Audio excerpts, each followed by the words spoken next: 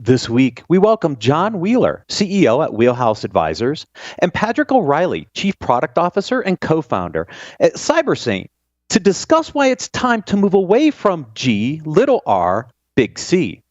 In the Leadership and Communication section, 5 leadership lessons General Marshall can teach us, cybersecurity incident response, the 6 steps to success, 6 effective tips to politely say no that actually work, and more. Business Security Weekly starts now. This is Security Weekly, for security professionals, by security professionals.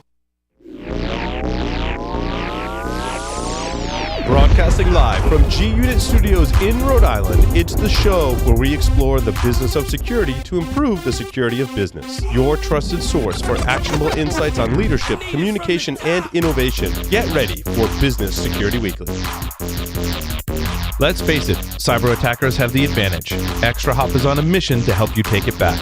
Regain the upper hand with security that can't be undermined, outsmarted, or compromised. When you don't have to choose between protecting your business and moving it forward, that's security uncompromised. See how it works in the full product demo, free online at securityweekly.com/extra hop. Every 11 seconds, there's a new ransomware attack. Oil pipelines, universities, corporations, all paying millions of dollars. Barracuda says, don't pay the ransom. Before a ransomware attack occurs, train your teams to recognize an attack and use anti-phishing technology. Protect your applications, and they can't get onto your network. Simple backup and restore solutions quickly recover your data without paying the ransom. Build your ransomware protection plan now by visiting securityweekly.com/Barracuda. That's securityweekly.com/Barracuda.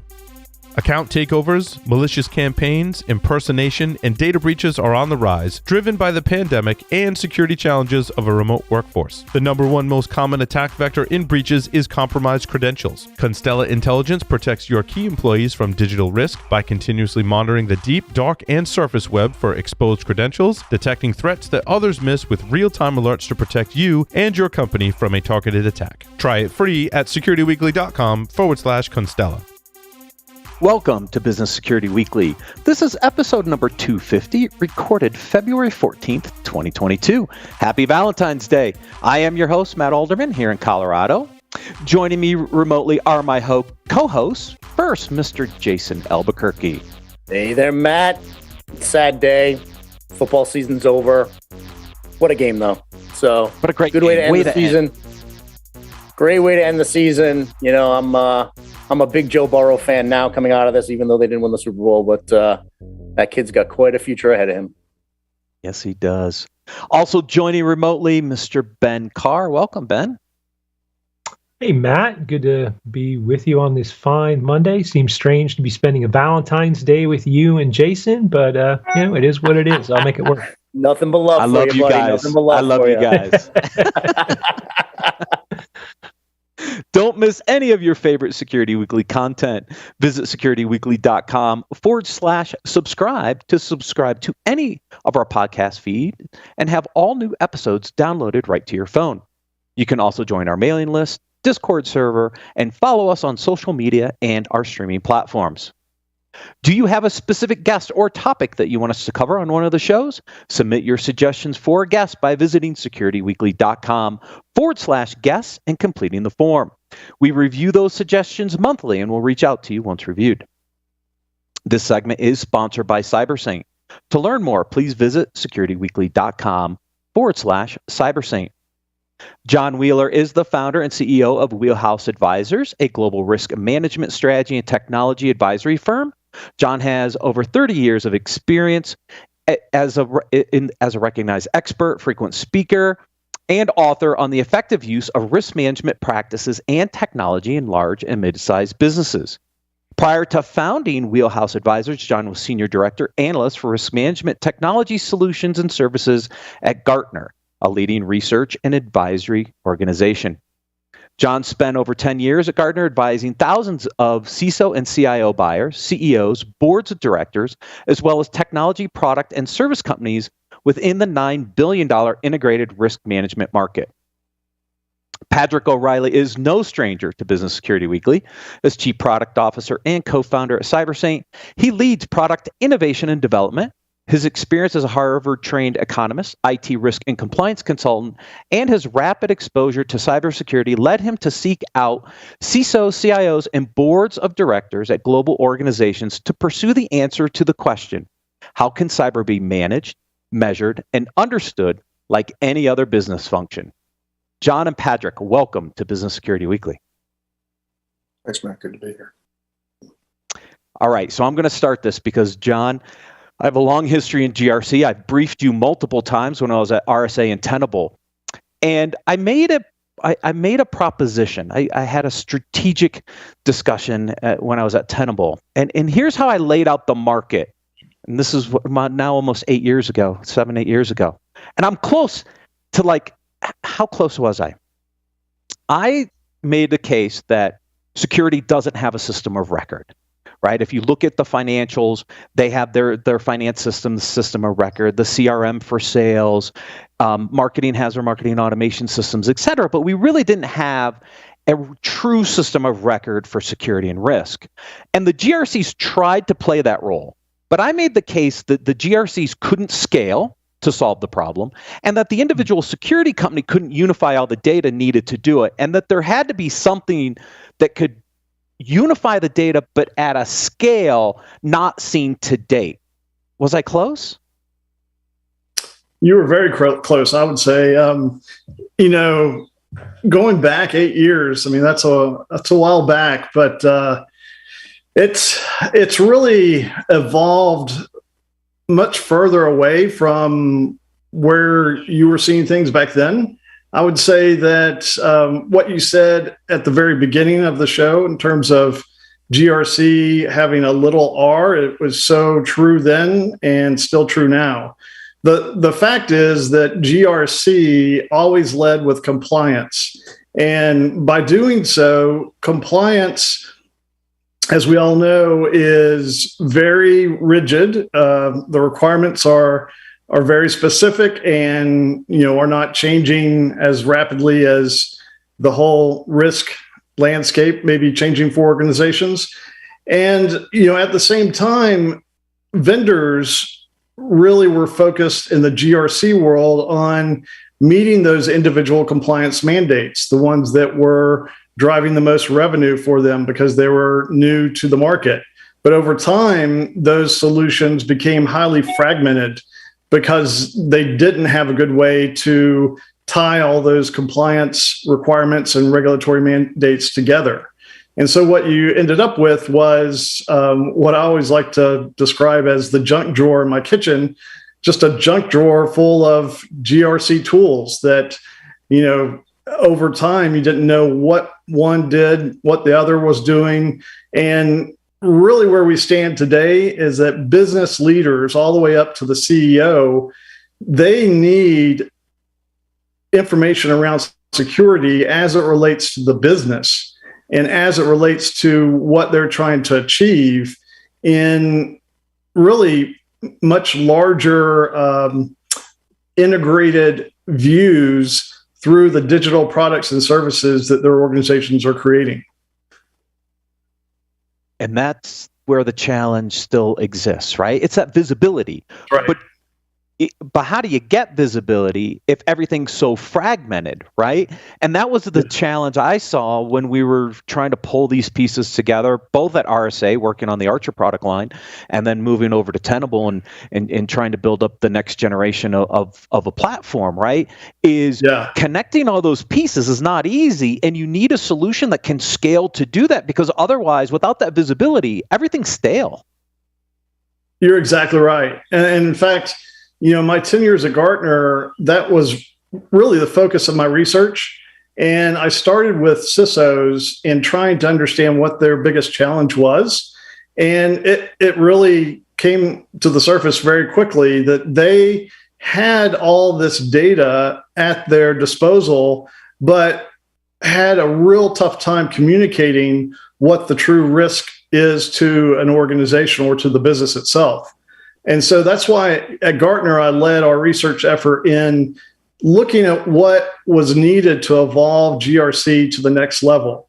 And the key is having an integrated view of risk from top to bottom, from the strategic risk that is typically communicated through some form of enterprise risk management program, the business process risk that you'll find in an operational risk program, and then the risk around the technology assets, which continues to evolve from IT into the world of OT, all sorts of devices used in many different environments, having an understanding of the risk around those assets. But the key is having it integrated such that as these assets are combined together to produce a new digital product or service, that CISOs and their teams can better understand where those assets fit into a given business process, a given product service, but then also all the way up to the strategic level, in that they need to be able to connect true risk metrics into what are the desired business outcomes. And so, a great example I give, because it's so relevant in this day and age, is healthcare organizations that are looking to reach their patients through virtual means in the form of a telemedicine service. And what we find is, as we've worked through the crisis, this pandemic, these organizations have had to cobble together all different sorts of assets without a real understanding of the risk associated with it. And so you have the use of a mobile device by a patient to schedule an appointment, capture some basic data, whether it be clinical, financial, and then you combine that with, perhaps a insecure video platform that is also integrated perhaps into the medical record, electronic medical record.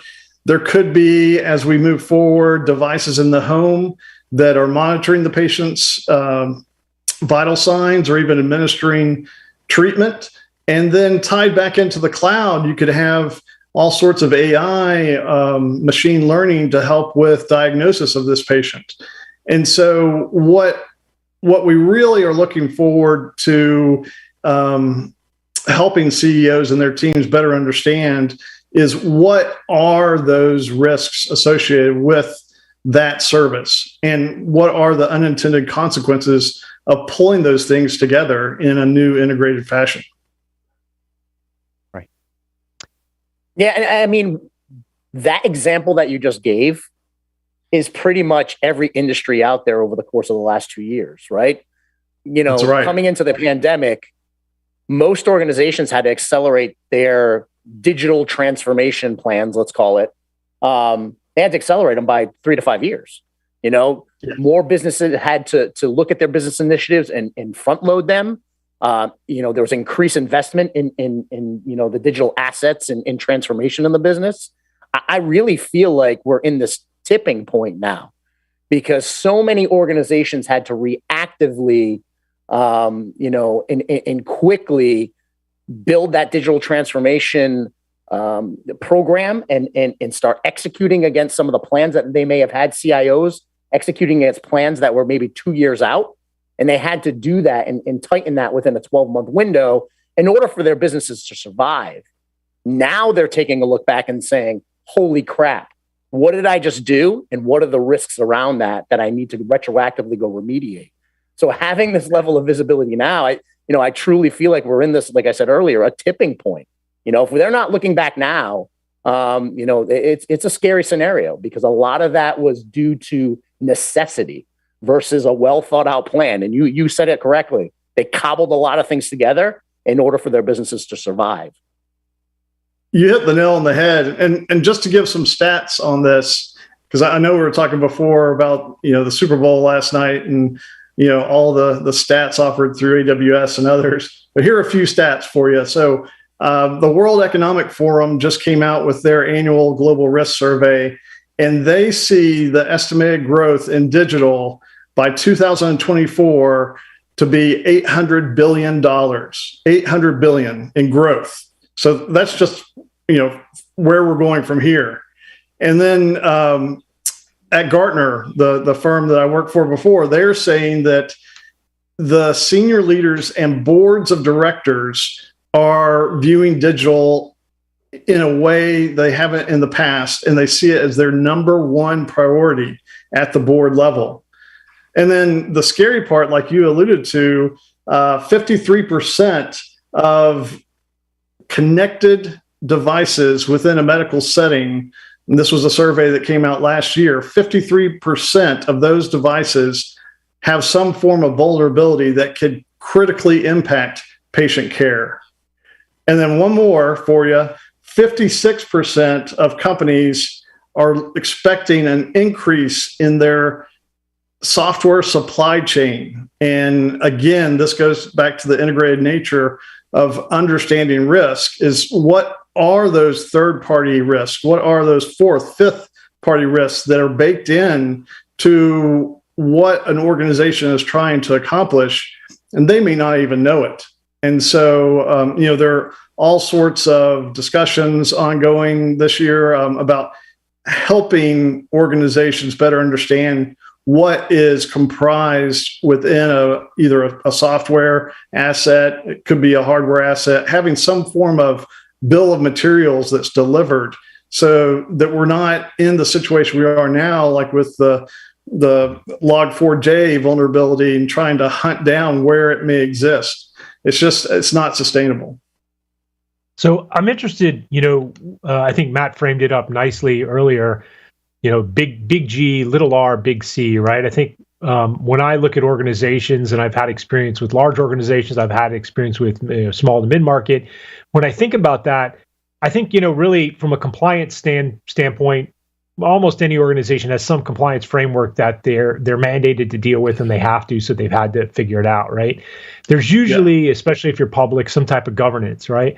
But the problem I see, especially as you get below large enterprise, is the lack of understanding of a risk management framework and how to apply it. And so just asking a company, okay, how do we put these on a risk register? How do we bucket these risks seems to be sometimes a large challenge. And I'm interested in your thoughts on how you actually bring an organization out of, I don't know, the naivete of not understanding really what risk is and how to apply it as a framework to kind of manage the risk that they have. Yeah, it's a great question. Really good point, because as you rightly said, at the large enterprise level, a risk framework is probably easier incorporated into the business because they've been living it for a while. But when you get into those mid-size organizations, it's hard for them, if they're being asked to conform to a specific framework, to try to level set as to, what are their risks at this mid-level that in comparison to a framework that may have been built for a very large organization. So the key, I think, is to keep things simple. And, I advise clients all the time that when they're looking to put together a risk framework, that they don't necessarily have to go with one. They need to pull aspects of maybe a couple of different frameworks to create a purpose fit framework for what they're looking to accomplish. At the same time, what I will say is that there are organizations that I think have started to get it, and that they are putting together frameworks that are much more practical and not as, what I'd like to say, academic as some of the others. And the one that we are all very familiar with is the NIST cybersecurity framework. I think they've done an excellent job at making it very practical, but at the same time, robust for organizations of all sizes. But then once you get a framework in place, there are two other key elements that need to be right alongside, and really to make that framework take off and be embraced by an organization, you have to adopt some key metrics that are related to the business itself and track those over time and build them into performance metrics such that people will start to own the risk. And then finally, you've got to have the right technology in place to make it very intuitive, easy to understand, but also integrated into a person's job. They don't want to have, another bolt-on or another host of compliance requirements that are just slowing them down. You've got to weave it in to how they're doing their job. And, so the right technology is just so important. So John, do you feel there needs to be a mind shift as well? I mean, from my perspective, I always looked at governance and compliance, the big G, the big C, as kind of that check in the box mentality, right? You have those very rigid frameworks that you have to follow. It's check in the box. Whereas risk management, within my organizations, I've always considered that infinite game. It's something that you're keeping your eye on all the time. And it's that journey, right? It's not the sprint, it's the marathon. And you're just continuously improving and continuously managing it. And I almost try to, with my teams, try to separate that and having that infinite game of risk management that's just continuously improving. I think there needs to be a shift away from that compliance mindset. I'd love to hear your thoughts on it. Yeah, most definitely. I think the tough thing about having a compliance-driven program is the fact that compliance by its very nature is backward-looking as opposed to forward-looking, and anticipatory. You're always looking into the past with compliance because the regulations are dated as soon as they're published. Plus, it's really, supremely focused on incidents of non-compliance that may need to be remediated in some way. So you're always looking backwards. Meanwhile, the biggest risk is ahead of you. And the biggest risk that security organizations need to view and understand is within the business itself. Where are they looking to go? What are their strategic objectives? How are they looking to change the business? And how does the technology asset fit into that picture? And that's where the real risk lies. And so if you're focused there, not only are you adding the most value to the organization that you can, you're also ideally prioritizing your own resources, your own activities to the areas of greatest need. And really, this is the way out, I think, for security organizations who are in that firefighting mode and constantly trying to remediate vulnerabilities or compliance incidents or what have you, and not knowing how to really prioritize where they need to allocate their very finite resources. Yeah, and that's a great point. I mean, focusing on the lead measures, right, that risk management, instead of the lag measures going back in time. Ultimately, if you're doing it right, compliance becomes a byproduct of that because now you're being proactive about it. You're exactly right. I couldn't have said it better myself.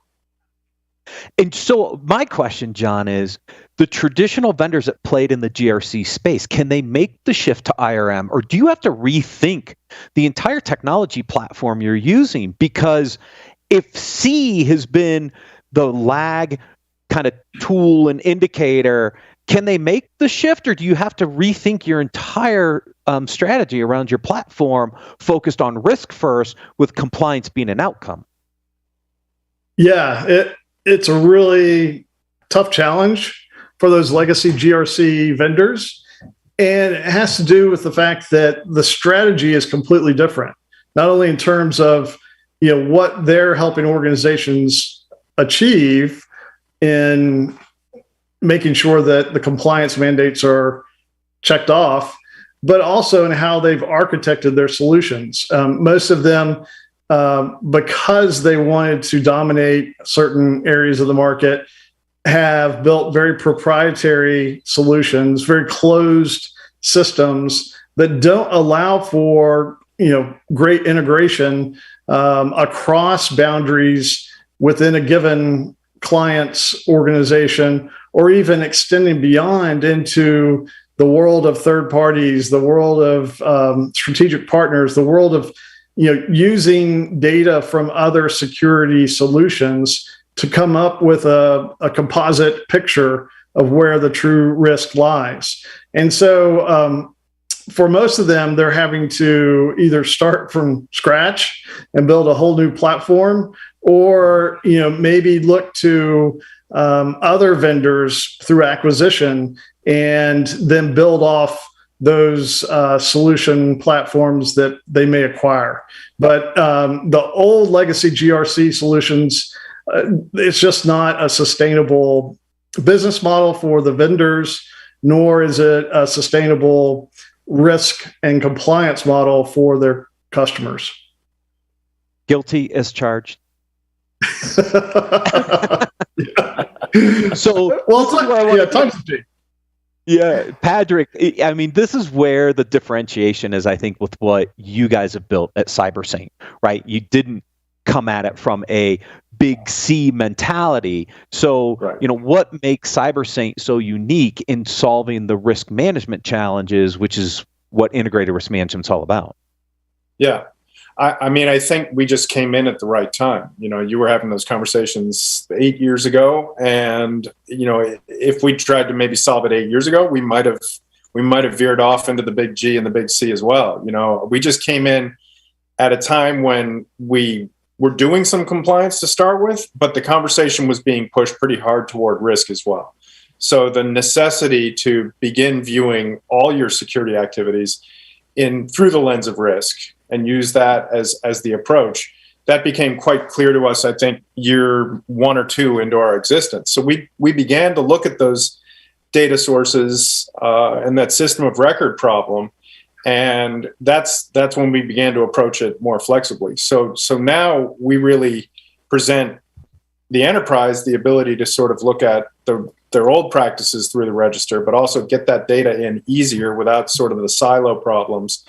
And, with companies that are maybe a little less mature, they have a way to come in and begin understanding risk and business process and strategic risk and view that in light of maybe some of the requirements they have. And what you guys said that was absolutely fascinating to me, that was just a spin on it I'd never heard before, was this idea of if compliance and check the box and requirements come underneath risk, they're sort of transformed into more proactive things. And that's the cost benefit analysis that I think risk brings to things. It's a new way to look at all the requirements and regulations you might have to operationalize. And companies do it voluntarily too. But to do it in a risk-based approach is the most powerful way. So, I mean, it was just fascinating to hear you all talk about that, because we in some ways sort of, there was a little bit of fortuitous timing when we walked into the market, and we've built as we've heard. And I think this is just a giant ship turning, really, at this time. So that's my take on it. Yeah, and John touched on it a little bit, because in the early days, the architecture was, okay, assets on one side of the house, controls on the other side of the house. Then I needed my risk register, which was another piece of the software. And then how did you connect them? So you had these proprietary linkage systems out there that just would blow your mind from an overall how you architected them and how you scaled them, because I lived it. So I know the challenges. But if you think about those as integrated components early on, you don't run into some of the architectural challenges I think that most of the GRCs have, which is why it's so hard for them to shift into this kind of process. Yeah, exactly. I mean, for us, they have been integrated from the start, because we've built in additional layers as we've gone, so assets came along a little later. So we had requirements and sort of workflow around requirements first, then assets come in a little bit later, and now we can push data across everything together because it's all essentially linked. So it wasn't like some big, balkanized system that you had to always be rewiring, and you can also start small, inside us. We're more nimble. Which helps. You can start with some critical risks to look at. There might be a limited set. Like what John said is, I think, the problem set that everyone is looking at right now. How do you address the strategic or operational risk of something you've just done? It might have a limited set of solutions. It might have a limited set of cloud implementations, a limited set of controls. but you want to get an understanding across that implementation, and we have the ability to do that. We can be flexible, and we can be, accretive or additive as we go. And I think that's the approach, because you have to look at the top things that are troublesome or irksome. I mean, cyber's like that anyway. You have to be able to look at ransomware. You have to analyze ransomware. Ransomware is it might impact critical business processes. It may only be a limited set of assets it looks at. So, to be able to do this in an additive way is also very helpful. Absolutely. Ben, Jason, any additional questions? Because I could go on with John for probably another hour, but we're getting close to the end. I mean, honestly, I could too, right? And I'm, as an executive leader within an organization, it's always beneficial to realize those economies of scales when you can be looking at lead measures versus lag measures, right? Because there's so much operational inefficiencies when you're looking in the rearview mirror instead of the windshield. So any opportunity to look through the windshield and be able to get those lead measures is an incredible benefit to number one, leadership strategy, being able to lead our organization down the path, and then just the operational efficiencies that you get from really by design, through this program, having compliance just be a byproduct of what you're doing on the day-to-day. So kudos to you guys. John and Padraic, yes, thank you so much for joining us on Business Security Weekly. Thanks for having me. Yeah, my pleasure. If you want to learn more about integrated risk management or CyberSaint, please visit securityweekly.com/CyberSaint. We're going to take a quick break and then cover the leadership and communications articles for this week.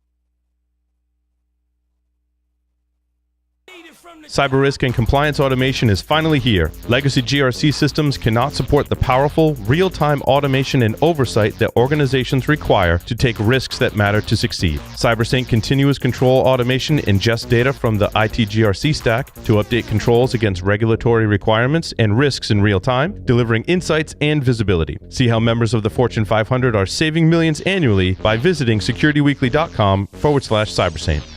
Monitoring and maintaining compliance is a never-ending struggle with a high price of failure. Firemon helps customers meet complex and varying compliance requirements. Firemon has fully customizable reporting, analytics, assessments, and dashboards to meet the compliance needs of any organization. With Firemon, compliance reports take a tenth of the time, and real-time continuous compliance eliminates the anxiety and headaches of audit preparation. Improve security outcomes by improving security operations with Firemon. Visit securityweekly.com/Firemon to learn more.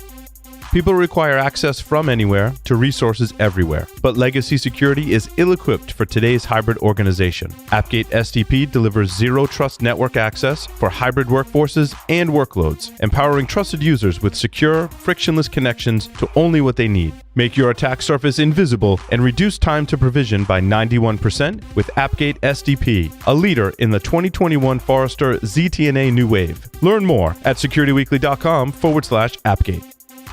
Welcome back to Business Security Weekly. I am your host, Matt Alderman, joined by Jason Albuquerque and Ben Carr. We have a few webcasts coming up soon. First, join us February 16th to learn about validation techniques within applications. Then join us March 2nd to learn 5 things you can do to catch more bad guys. And finally, join us March 10th for an intro to KQL queries. To register for these webcasts, please visit securityweekly.com/webcasts. And don't forget to check out our library of on-demand webcasts and technical trainings at securityweekly.com/on-demand. CRA's Business Intelligence Unit has launched its next survey on Zero Trust. What are your barriers to Zero Trust implementation? Take our survey and enter to win a $500 Tango card by visiting securityweekly.com/Zero Trust. Report results will be released at our upcoming Zero Trust eSummit in March and will be presented by yours truly. I'm doing all the research reports and updates for the eSummits this year. All right, gentlemen. Articles. So, Jason, I thought of you. This first article, I'm like, Jason's going to love this article. You know, it absolutely amazes me, and I love when you bring these articles in because it's just a reminder of what an influence, you know, my military upbringing has had on my leadership skills, right? And I mean, at the end of the day, all in, I spent 8 years in the Marine Corps, combination active and in some reserve time. That amount of time had such a crazy influence on my career, and I just, this article reminded me of that, and the only thing I would do is maybe change the order of some things. I would, me, I love the order of operations of sometimes when the authors of the articles list out things you can be doing. And I would have put number 5 at the top. Always got to tweak it. Yep. Yeah. I put number 5 at the top because here's the thing, right? Number 5 was Marshall believed in leading by example and setting the right tone for his team. So this was all about General Marshall, the article itself. And, one of the comments that he had, and you guys hear me say this all the time, right? Trust is the foundation of any relationship, and it's the ability to influence. And look at the comment, right? I think leadership is the ability to influence people. The most effective way that I can influence people is by setting a tone and an example. That's all about trust. And that's how you build strong relationships, is that right there. You lead by example, you gain trust, and then you can have good conversation and influence. Top, that's tops for me right there. And then, go ahead, Ben. No, I was just say I don't disagree with you, Jason.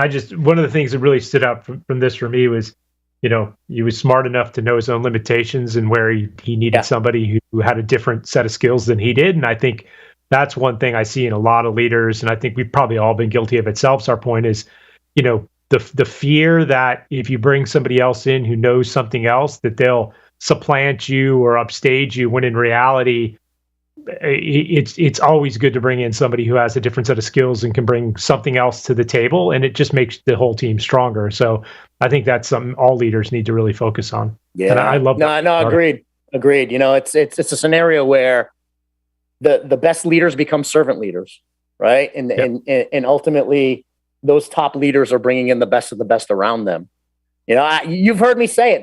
It's the conductor syndrome, right? Mm-hmm. I may not be the master of playing the cello or the oboe or whatever instrument, but at the end of the day, I want to be that conductor that brings all of these great talents together and makes beautiful music. That's top leadership right there. And knowing when to bring folks together and when to bring those strengths together, even if it's not going to benefit you. Because part of the story, in the beginning was, he had the opportunity to be the leader of the invasion at Normandy, right? But had the insight to know that his presence was needed in Washington. And actually, that would have been, when you talk about, military leaders in their medals of honor, I mean, that's like top notch. Battlefield command is like top notch for a military leader. He gave that up because he knew that he was needed in Washington, and to be able to do something like that just shows the level of leadership that he was commanding. Yeah, and he did empower his leaders. This is my part of this, right? I agree with you. Number 5 should be number 1 because it's all about trust. But then you believe in your people to actually do their jobs, right? You can't micromanage them. Exactly right. Some of the leaders that I've seen who cannot get out of their own way and actually become sustainable leaders are the ones who cannot get their fingers out of the weeds, right? Where they feel obligated to be in the weeds on the daily. They can never get out of their own way, and they'll never be sustainable. They'll never grow organizations and grow leadership teams and build the environment that's set up to grow successfully. Because when your fingers are in the weeds on the daily, you're not doing the job of the leader, being strategic and looking down what the future of the organization is and building out that strategy for the future. You're constantly in the run. You're constantly in the keep the lights on, and it's not sustainable. Yeah. So article number 2, it's a book. It's an article about a book, but it's an interesting premise that in reality, nobody really cares about security. So as a CISO, like, how do you influence that? How do you change that? And he talks about 3 key areas here that CISOs need to be able to do to help make security a priority for others. He talks about education. He talks about himself, right? Like his personal stuff. And then he said, well, the last way is to have an incident, which I don't think is the preferred option for most organizations. Yeah, I mean, if you've been in this, this is a tough one for me, Ben. I don't know about you, but this is a tough one for me. Well, I was going to say, if you've been in the seat for a while, and I'm sure you've seen this happen, Jason, and Matt, you've probably heard it too, is like, it's amazing how many people say, if we could only have an incident, it would change things, right? And yeah, it changes things. That's for sure. And sometimes in a positive way, and sometimes in a negative way. But I do struggle with this one because it's a truism. I don't think people do care in general, but I think I get back to what we've talked about a lot on this show is they don't care because we're not making it relevant, right? We're not talking in a way that they can conceptualize and understand it. And the technology, they certainly don't care. They're just expecting us to handle that. But it's how do you translate that back into business that then actually, I think, becomes impactful for other areas of the organization and other leaders. And back to that first article, it's about figuring out how to really be the leader and be the strategic person, and maybe letting go of some of the things that you like to do and figuring out how to better address the things that you need to do. Yeah, I couldn't agree more with you, Ben. I think what this, and I haven't read the book, so it's one of those things I got to leave that out there. Maybe there's a better explanation in the book, but the article I had trouble with because I read through this and I say these are self-inflicted wounds. We've done this to ourselves.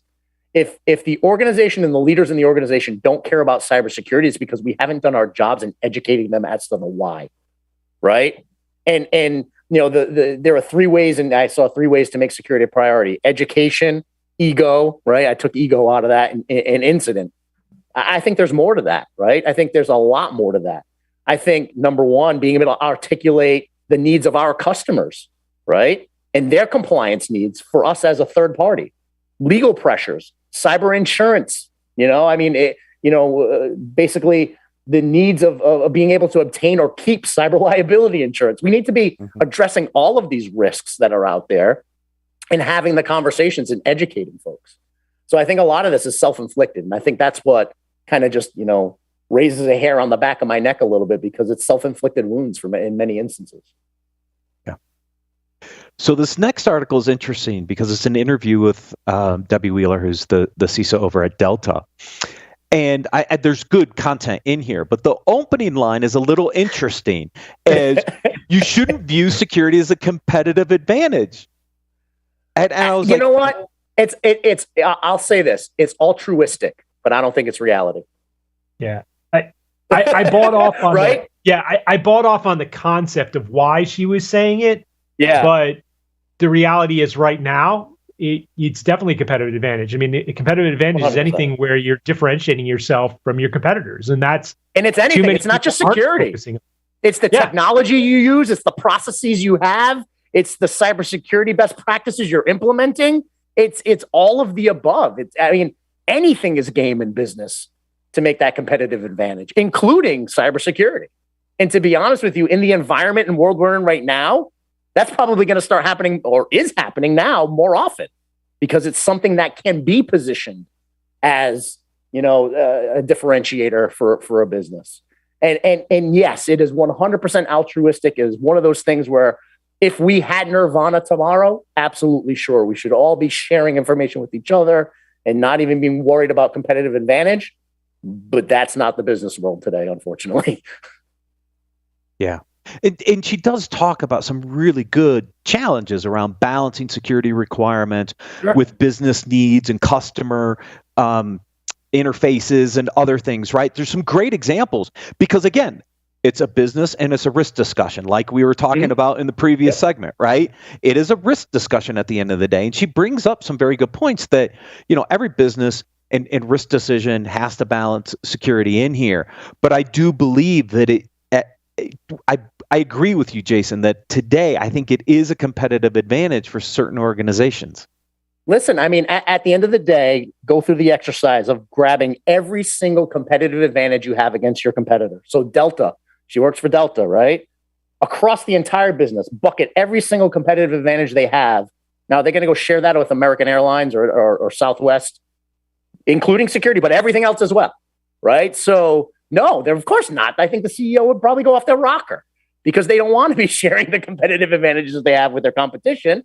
They need to, be out there killing it as a business. So security just falls in line with all of the different competitive advantages that they have in their tool chest. Yeah, I think the question is more why is it still a competitive advantage? Like, why haven't we normalized Sure. this? Yeah, it's a great question. Why aren't we doing more? I mean, look at the environment we're in. Of course, it's a competitive advantage right now. We're still not winning. Right. That's true. If we were all winning the game, or at least have high scores in the game, it wouldn't be a topic. And to be honest with you, many of us probably wouldn't be employed. So yeah, it's true. So I'm doing the ransomware, my presentation from the ransomware research because I'm doing the session next week as part of the eSummit. 43% of the respondents had a ransomware attack in the last 2 years. 58% of them paid the fine. Why? To get their business back online. Like they had the to. reason, right? Because they have to. Back to this point. If you are doing a good job at protecting your organization from ransomware, it is a competitive advantage for you because 58% of your competitors potentially are paying the fines to stay in business. For it. That's right. 100%. So, we won't be having this conversation when we're all winning the game, but we're not winning the game right now. Absolutely. So cybersecurity incident response, the 6 steps to success. There's a lot more than 6 steps in here. If you look at the graphic from SANS Institute, 6 steps. 6 steps times like 15 for each step. There's like 90 steps in here. They should have said 6 domains. Right. That's what they should have said. Yeah, just do it all. I started reading this article. I'm like, oh my gosh, this is not 6 steps. This is like, right. You know what though? The first thing I looked at and I kind of, I went through all of these 6 steps, and the first thing I said to myself is, we're kind of good in the middle, but when you get to the ends, the preparation, the recovery, and the lessons learned, that's where we're really sucking. As organizations as a whole, right? Identify, contain, eradicate. We're not good at the front end. Right. That's it. Yeah. Like, put the effort into the front end. That's right. That's right.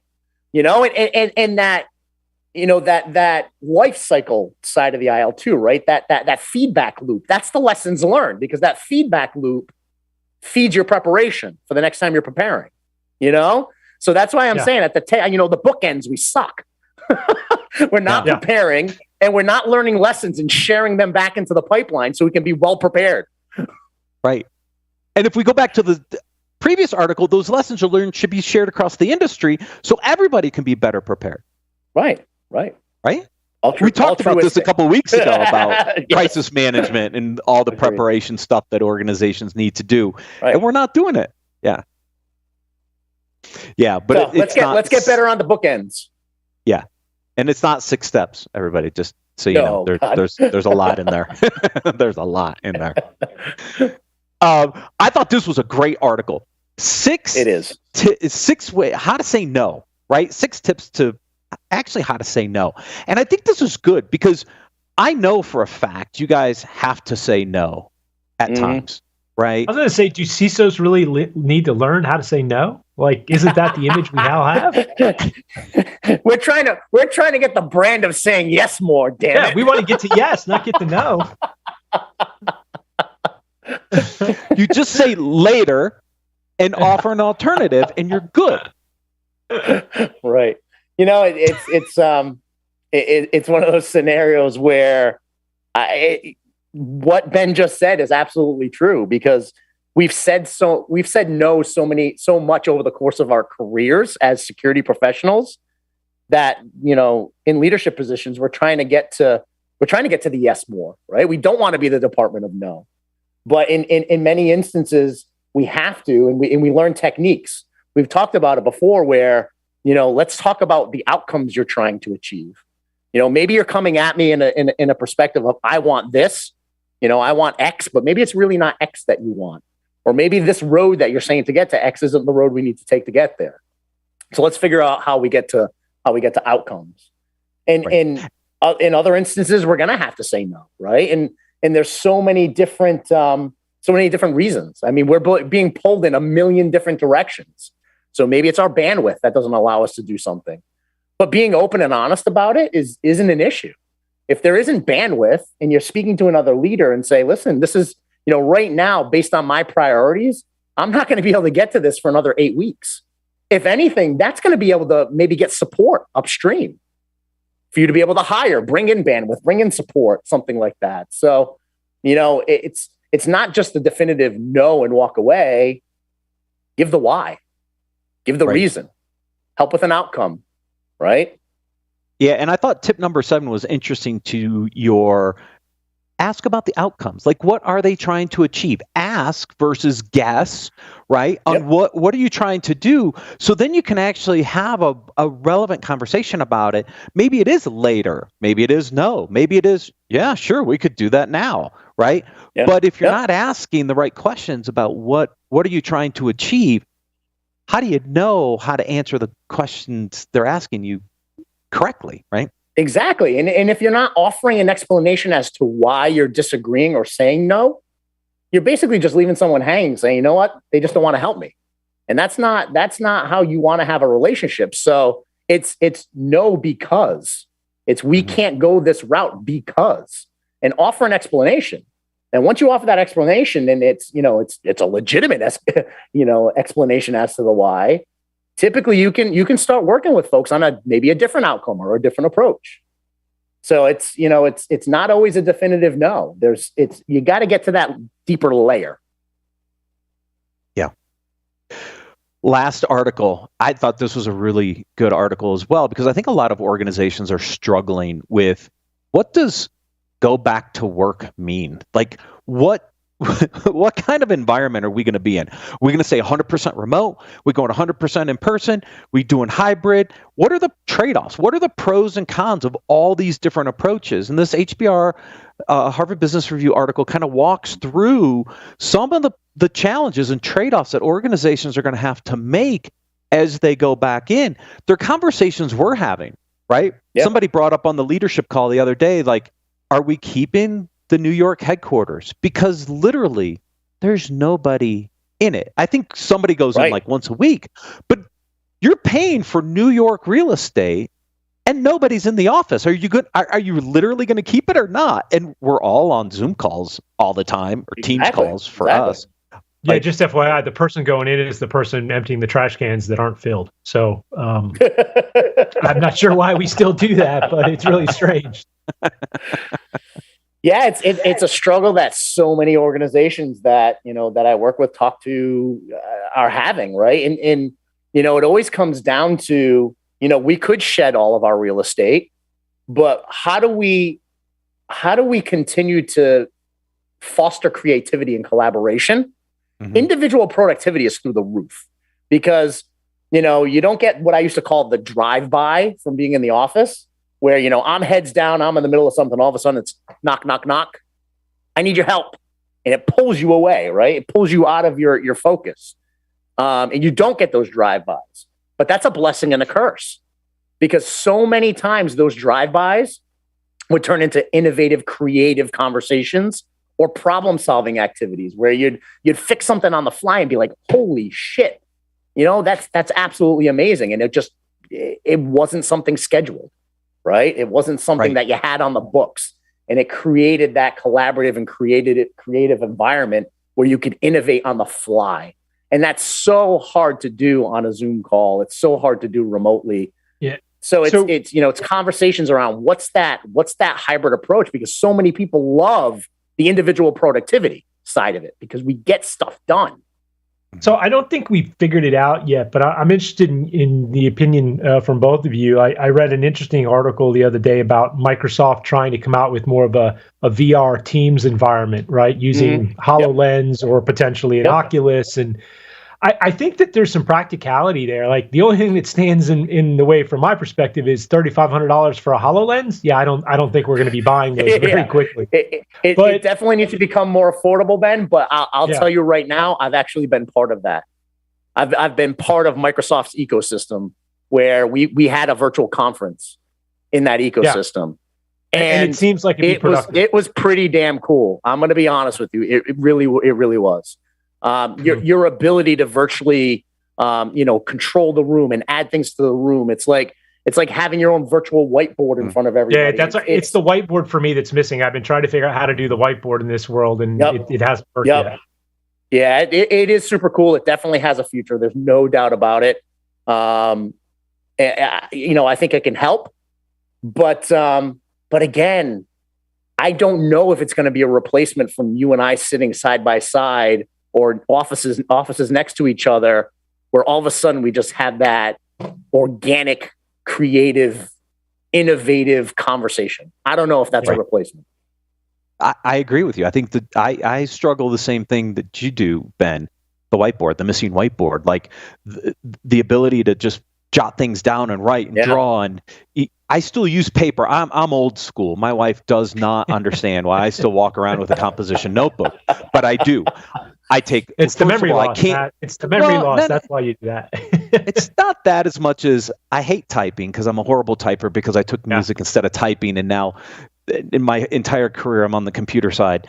So I write, and I like to write because I like to draw circles around things. I like to highlight, underline things. Like I can't replicate it's the pictures. That. It's the visual representation. Like my early career was a sales engineer, right? And I was always on a whiteboard, and I missed that interaction with a group of people. And be like, here, take the expo marker. They don't smell great, but take it right on the board, and let's see if we can figure this out together, as opposed to trying to do it over email. This is not functional. It isn't, right? So I think the struggle is how do we get that balance? The balance of allowing folks to be home and have that individual productivity, but create an environment and a culture where you get together and you convene and you brainstorm and you do the creative side and the innovative side. Yeah. What I'm seeing from some of my advisory clients here in Colorado, they're basically full remote with flex space. Okay. Yeah. And I think that's kind of like the optimal, I think, right now is and there's advantage. I was talking to Jay Prassel from Automox, CEO of Automox, because he said the beauty about being full remote is I can hire talent anywhere in the country now, right? Yeah, they don't 100%. Have to be in Boulder, right? Yep. Which is great. But what you miss is people getting together. So what they've done is, I think, really interesting because they're starting to get concentrations. So their CMO, I think, is in Tennessee or something like that. So he's hiring people in Tennessee. So like the marketing team is kind of close. So then you can use a flex space and get the marketing team together without getting the whole company together or having, flying people to a headquarters or whatever. I think CyberGRX is doing something similar, pretty much full remote, using flex space to really be able to bring people in to certain locations and sit down and have some meetings as a small group so they can get that collaborative creativity, which is what I think is the challenge for a lot of organizations in full remote. Yeah. Yeah. And the other side for us, because, obviously being in technology consulting is a place to meet with customers and have business meetings with them, right? Where we can have executive briefing center type meetings and sit down with them for 3 or 4 hours and just understand their business better. Bring in C-level executives and use the whiteboard, right? Talk about, the struggles that they're having, the business initiatives that are failing and how we can help. So, having that place to convene, whether it's your employees or with your customers or whatever the case may be, it is super important. And I think that's it, right? It's either maybe owning your own flex space that you can use, or, going out and just doing the lease, right? And just leasing space for the time you need. Or getting physical events back in place so we can all go hang out at RSA conference, Black Hat, InfoSec World. I mean, like, come on, can we get back to physical events already? I know. Yeah. I know. Yeah. I agree with that big time. So needed. Yep. It gives us a place to go. Everybody's ready. Gentlemen, thank you. Thank you, everyone, for watching and listening. And we'll see you next week on Business Security Weekly.